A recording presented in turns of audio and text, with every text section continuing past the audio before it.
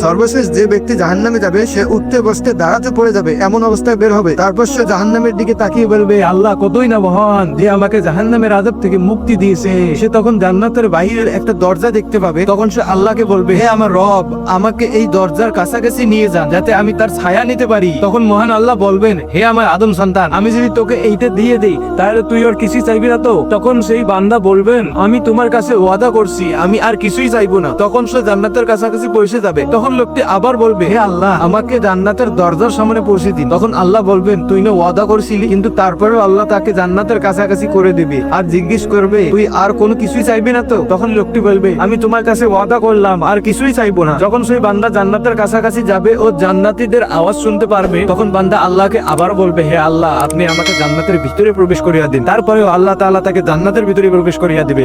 আমার আল্লাহ কতটা মহান। হে আল্লাহ, এই রমজানের ওসিলায় আমাদের সকলের গুনাহ মাফ করে দাও, আমিন।